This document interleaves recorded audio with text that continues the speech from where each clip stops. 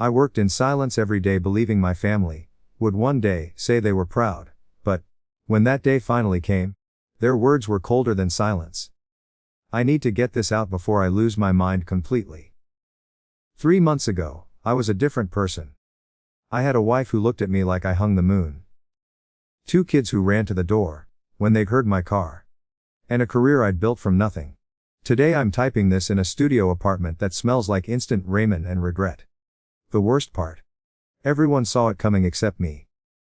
Sarah and I met in college. She was studying to be a teacher, I was grinding through business classes, and working nights at a warehouse. We were broke but happy, no. Those years when love feels like enough to survive on.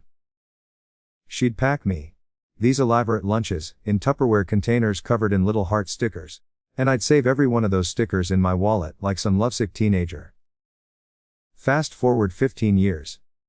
I'm pulling 6 figures as a regional manager. Sarah's teaching 3rd grade, and we've got Emma's 12 and Jakey 9. Picture perfect, right? The house with the white picket fence, family vacations to Disney World. Soccer practice on Saturdays. I was living the dream I'd worked my tail off for. But here's what nobody tells about dreams.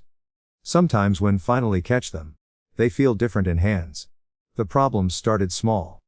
Work was demanding more hours. Sarah was exhausted from dealing with 28-year-olds all day. By the time we got the kids to bed, we were both zombies, scrolling our phones on opposite ends of the couch. Date nights became, maybe next week. And, maybe next week, became months. I told this was normal. This was marriage. This was what adults did. Then Melissa started at our company. God, even typing her name makes my stomach twist. She was 26, fresh out of her MBA program, assigned to my department as a junior analyst. Smart as a whip, ambitious, and she laughed at my jokes in a way that made me remember who I used to be before mortgages and parent-teacher conferences. It started innocent enough. Work conversations that ran long. Grabbing coffee to discuss quarterly reports. She'd ask my advice on everything. On every word like I was dispensing wisdom from Mount Sinai. When was the last time Sarah had looked at me like that? When was the last time anyone had made me feel like the most interesting person in the room? The first red flag should have been when I stopped mentioning these coffee meetings to Sarah. Not because anything was happening, I told, but because she wouldn't understand. Sarah was always suspicious of younger women at my office. Always making little comments about work wives. I didn't need the drama over something so innocent. The second red flag was when I started looking forward to Monday mornings. Have to understand, I loved my family. I really did. But love gets complicated when it's buried under bills and bedtimes, turn it is to take out the trash. With Melissa, everything felt easy again. Effortless. She saw potential in me that I'd forgotten existed. The company sent us to a conference in Chicago. 3 days, separate hotel rooms, all above board. Sarah me goodbye at the airport. Told me to have fun but not too much fun. She was joking, but there was something in her eyes. A worry she couldn't quite name. She should have trusted that instinct. The first night, after the corporate dinner, Melissa suggested we grab a drink at the hotel bar. Just one, she said. To decompress. The bar was dim, jazz music playing softly, and for the first time in months, I felt like again. Not Jake and Emma's dad. Not Sarah's husband who forgot to take out the recycling, just me. We talked about everything. Our dreams, our fears, the paths we'd taken, and the ones we'd abandoned. She told me about the novel she wanted to write someday. I told her about. I dreamed of opening before responsibility got in the way.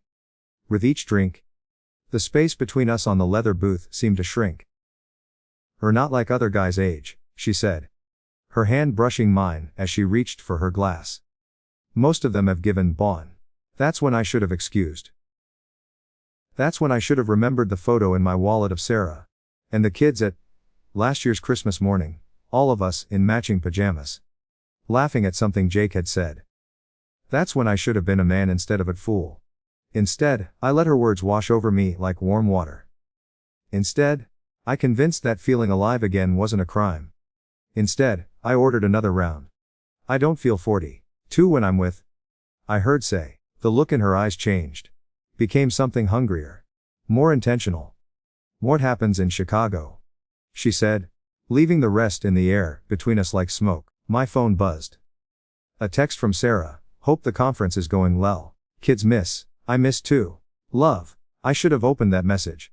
Should have stared at those words, until they burned themselves into my retinas. Should have remembered that someone 3 states away was falling asleep in our bed. Probably wearing one of my old t-shirts, trusting me completely. Instead, I turned the phone face down on the table. Let's get out of here, I said. The elevator ride to the 18th floor felt like descending into, but I was too unattention possibility to care. Her room or mine, it didn't matter. What mattered was that for the first time, in years, someone wanted me with kind of desperate hunger I'd forgotten existed. What happened next isn't a story I can tell, not because it was too explicit, but because it was too human. Too real.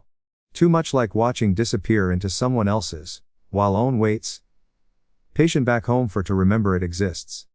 I woke at 3 a.m. in sheets that smelled like her perfume, staring at the ceiling of a hotel room that wasn't mine.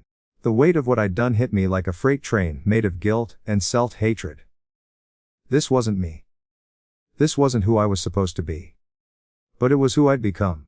I snuck back to my room, showered until the water ran cold, and spent the remaining hours until dawn staring at my phone. 17 messages from Sarah. Photos of the kids' soccer practice, a funny meme, updates about her day. Each one felt like a twist. The flight home was.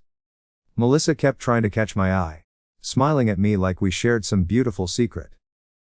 All I could think about was Sarah's face when she picked me from the airport. How she'd hug me and ask about the conference, trusting every lie I was about to tell her. When I walked through arrivals, there she was. My wife of 14 years, holding a handmade sign that said, "Welcome, home daddy," in Emma's careful cursive, with Jake's crooked drawing of an airplane. She was wearing my favorite dress, the blue one that brought out her eyes, and when she saw me, her hoe was Chicago, she asked, wrapping her arms around my neck. Fine, I said, the lie tasting like ash in my mouth. Just work stuff. That night, as she slept curled against my chest, I lay awake listening to her breathe and wondering how many more lies I'd have to tell. How long I could live with this secret, eating me alive from the inside. The answer, as it turns out, was exactly 73 days.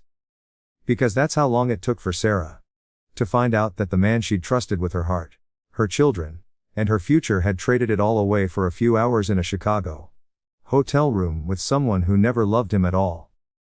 Know what's funny about secrets? They're like cancer. They start small, just one little cell of deception. And then they spread until they're eating alive from the inside out. Those 73 days after Chicago were the longest of my. I'd come home from work and Sarah would greet me with that same bright smile, asking about my day. And I'd feel like wearing my own face. Emma would show me her math homework. Jake would want help with his science project. And all I could think about was how I didn't deserve any of it. Melissa made it worse. She acted like nothing had changed. But there were looks. Little touches when she handed me reports. Comments that could be innocent or loaded depending on how heard them.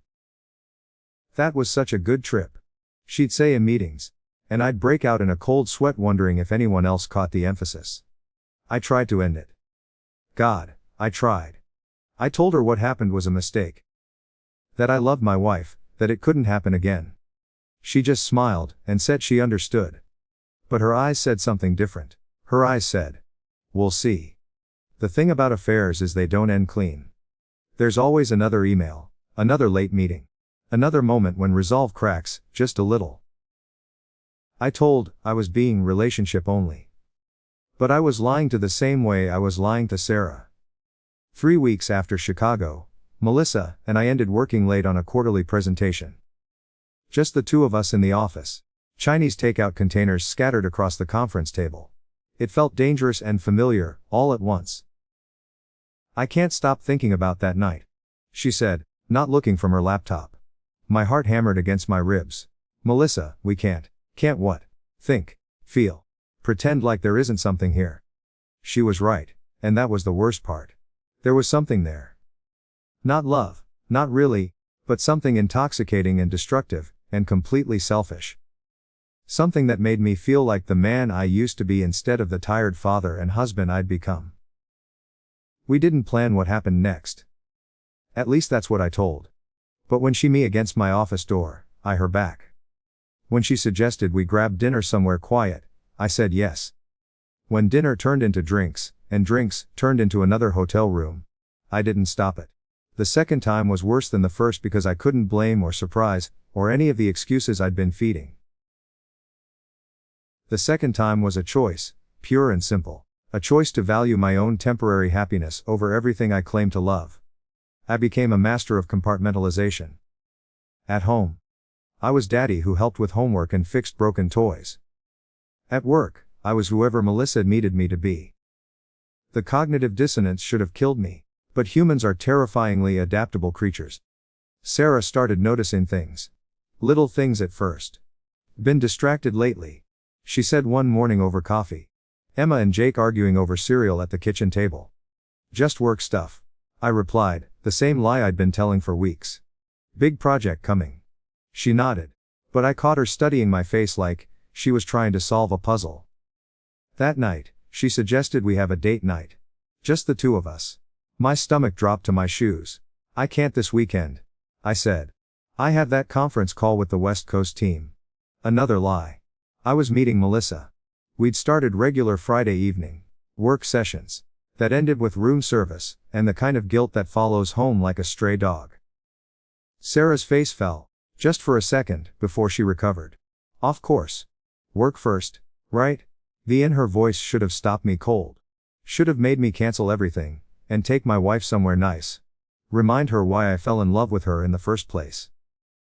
Instead, I her forehead and told I'd make it to her later. Later never came. The begin of the end started with Emma's school play. She was playing the narrator in their production of Charlotte's Web. And she'd been practicing her lines for weeks. Sarah had been talking about it nonstop, buying a new dress for Emma, arranging to leave work early. I completely forgot.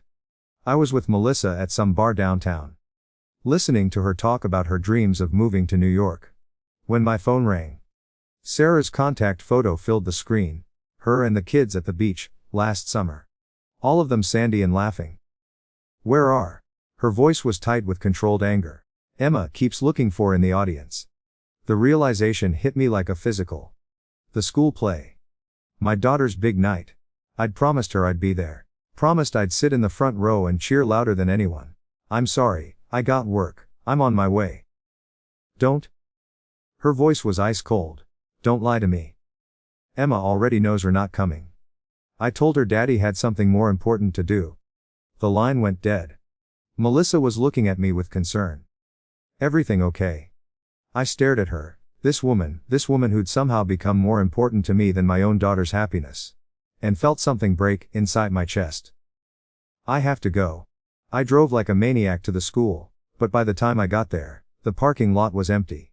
I sat in my car staring at the dark windows of the auditorium, knowing that somewhere inside those walls, my little girl had looked out at the audience and wondered why her daddy didn't love her enough to show. When I got home, the house was quiet.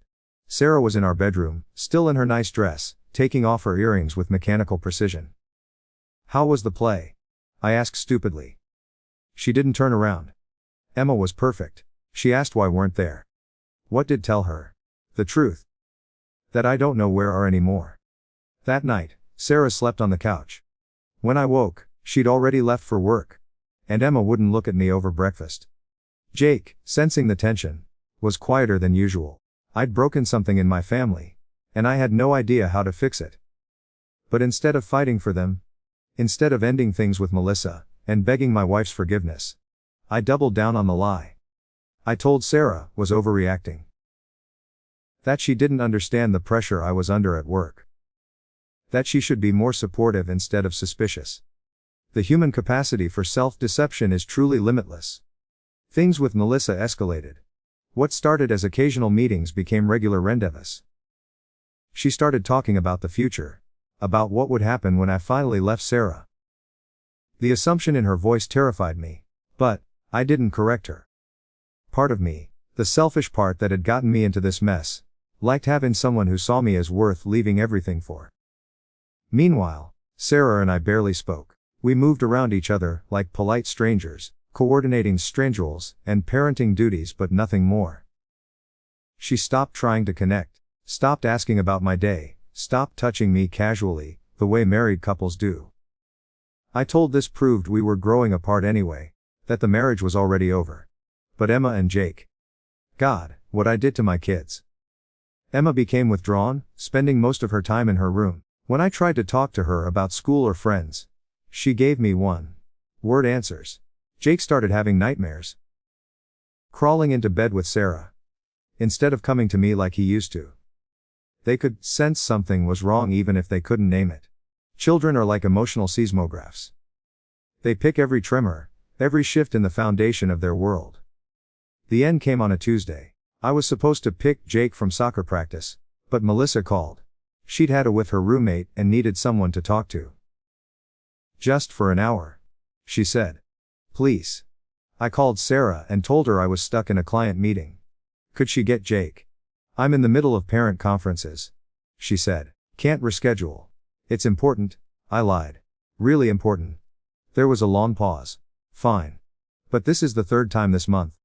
David. I drove to Melissa's apartment feeling like garbage, but telling would be quick. 1 hour, maybe 2. Sarah would understand eventually. Jake waited at that soccer field for 45 minutes. His coach stayed with him until Sarah could get there. Both of them probably wondering where his father was. When Sarah finally arrived, Jake was crying, convinced something terrible had happened to me. That night, after she put the kids to bed, Sarah came into my office where I was pretending to work on my laptop. We need to talk. 4 words. 4 simple words that made my turn to ice water. She sat down across from my desk, and I noticed she'd been crying. Her eyes were red, rimmed and exhausted. Like she'd been fighting a war I didn't even know was happening. I know, she said quietly. 2 words this time. 2 words that destroyed everything.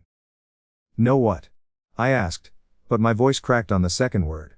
About her. About whoever she is that's more important than son's soccer practice. More important than daughter's school play. More important than this family sword protect.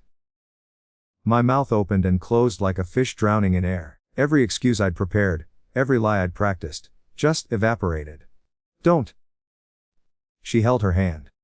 I don't want to hear her name. I don't want to know how long, or how many times, or any of the details that will make this worse. I just want to know one thing. She looked at me, with eyes that had once held nothing but love and trust, and now held something much worse. Disappointment so profound it had weight. Was it worth it? Was she worth losing all of this? I couldn't answer. Couldn't speak. Couldn't do anything but sit there. While the woman I'd promised to love and cherish, until looked at me like I was already a stranger. I'll be staying at my sister's with the kids, until figure out what want. But, David. She stood, smoothing down her shirt, with hands that just slightly. Whatever choose it fast. Because I'm done wondering if my husband is coming home to us, or to someone else. She walked out of my office. Out of my as I knew it. And left me sitting in the wreckage of everything I'd worked so hard to build. The silence that followed was the loudest sound I'd ever heard.